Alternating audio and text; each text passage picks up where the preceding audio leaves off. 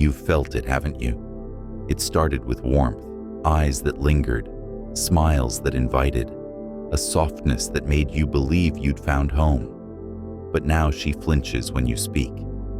Her gaze drifts. Her presence remains, but her energy is gone. You tell yourself she changed, but deep down you know, it was you. You gave up something she never asked for. Your edge, your direction, your fire. You dimmed to make her comfortable. You folded to keep her close, and she felt it. This isn't about blaming her. It's about seeing the moment you betrayed yourself. Because once you surrender the weight of your presence to earn her approval, you've already lost her. She is not plotting your downfall. She is responding to your decline. A woman doesn't analyze your words. She reads your presence, your posture, the pauses between your sentences.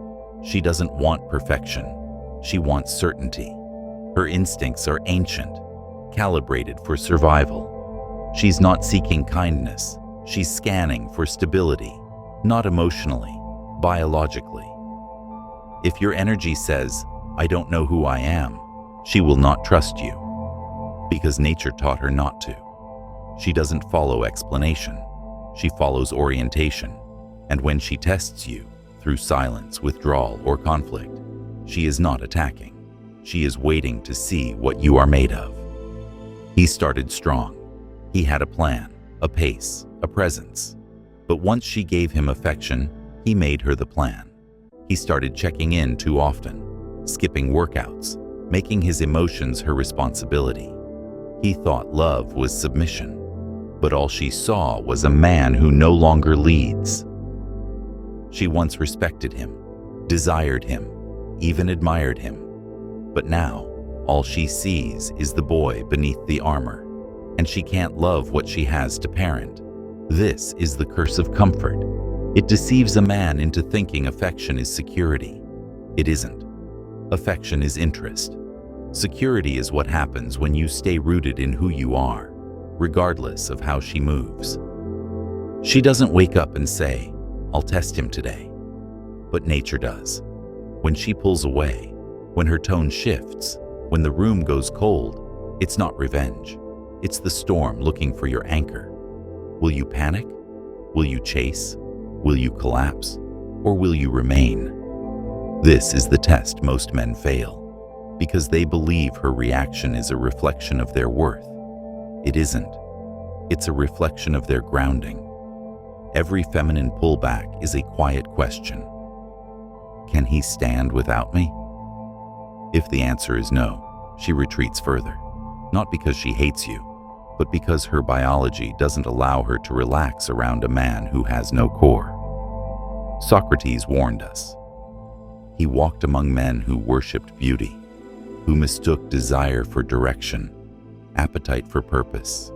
He saw their collapse, and he traced it not to women, but to the blindness within men. An unexamined life is not worth living. He wasn't talking about philosophy classes. He was talking about the moment you feel her slipping and ask, "What do I fix in me?" Not to keep her, to keep yourself intact. Socrates wasn't anti-feminine. He was pro-clarity. He taught men to see through illusion, to choose discipline over comfort, form over fantasy. Because a man ruled by appetite isn't alive. He's enslaved. She doesn't vanish because you showed vulnerability. She vanishes because your vulnerability became your compass. She's not cruel. She's responding to nature. If her moods dictate your mission, you're not a man in her eyes. You're a mirror of her chaos. She longs for a man who can calm the storm, not join it. She craves a presence stronger than her impulse. And if you make her the mission, you become the casualty. Her texts slowed, then stopped. Her warmth cooled into neutrality. And the man, once confident, felt something deeper than rejection. He felt exposed. He stood in the ruins of a connection, wondering what he had done wrong, scrolling through old messages, rereading signs, trying to find the exact moment, the tide turned. But there was no moment, because the collapse wasn't hers, it was his. Not in a single act, but in small surrenders. Every time he asked her what he should do, every time he softened his tone to avoid tension, every time he abandoned his schedule to chase her presence. He thought he was showing love, but what he was showing was loss. The loss of a center, the slow death of a man who once led. She didn't punish him. She simply drifted, as nature does when it no longer senses gravity. And in her absence, he was left with the one force he had always avoided: silence. At first, the silence was unbearable. He reached for distractions, music, messages, movement, anything but stillness. But there comes a point where a man runs out of noise, and in that stillness, something begins to form. Not rage, not revenge, but reflection. He saw how much of his life had been built to impress her, not to express him. He saw the sacrifices he made without being asked, the values he bent to avoid discomfort, the fire he let dim so she wouldn't feel its heat. And in that quiet, he didn't fall apart. He trained, not to win her back, but to win himself back. He returned to discipline. He built without applause. He sharpened his mind like a blade, not to strike, but to stand. He didn't seek closure. He became it. And when she looked again, as they always do, she didn't see the man who chased. She saw the man who endured, not bitter, not vengeful, just clear. And clarity to the feminine is irresistible, because a man who has faced silence and stayed standing is a man who cannot be moved. She doesn't destroy you. She reveals where you were already breaking. If her distance unravels you, you were never steady. If her silence wounds you, your soul was already bleeding. She reflects your structure. She exposes your spine, or lack of it. And when you crumble, she doesn't weep. She withdraws. Not because she's heartless, because she's wired to follow strength. You must not react. You must respond, not with begging, with being. She raises her voice. You lower yours. She doubts. You decide. She pulls. You hold. She doesn't want you to fix her mood. She wants to feel that hers cannot move you off your path. This is not about being cold. It's about being constant. Hold your mission like a sword. Let your principles speak where your words end. She doesn't want control. She wants to feel the presence of a man she cannot control, because he governs himself. Mission first, always. The man who puts her at the center loses himself.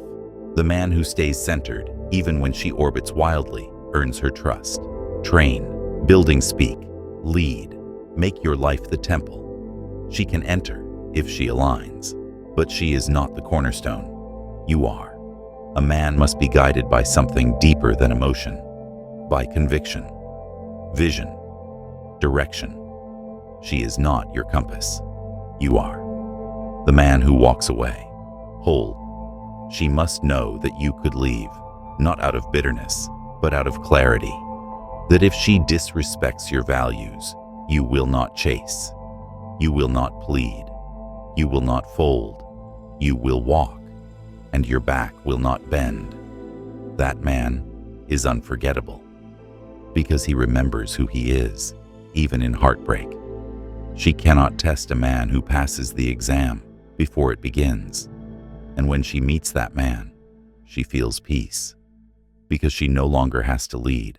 He already is. She's not the prize. She's the mirror. You don't conquer her. You conquer the need to be validated by her. When you no longer need her to see you, that's when she does. Not as a possession, but as a presence. She is not your source. She is your signal. And when you stop chasing the signal, you start building the system. This is masculine sovereignty, not domination, not aggression, not silence, but clarity. You don't react. You don't beg. You observe. You choose. She doesn't stay. because you convince her. She stays because your reality is so strong, it doesn't ask. Because in her world, a man who cannot be shaken is not just attractive. He is necessary. She is not your goal. She is the gate. Your strength is not in overpowering her. It is in not crumbling when she tests you. Socrates never hated women. He just refused to be ruled by what he didn't understand. He drank the poison with peace, because his truth was intact. What is your truth? That you were not born to orbit. You were born to lead, not her, yourself. And when you do, she follows, not because she must, but because you finally became the one she cannot move. Not the flame that flickers, but the fire that endures. Be that man, and the game ends. The illusions die, and what remains is real. You, unshaken, unmoved, unforgettable.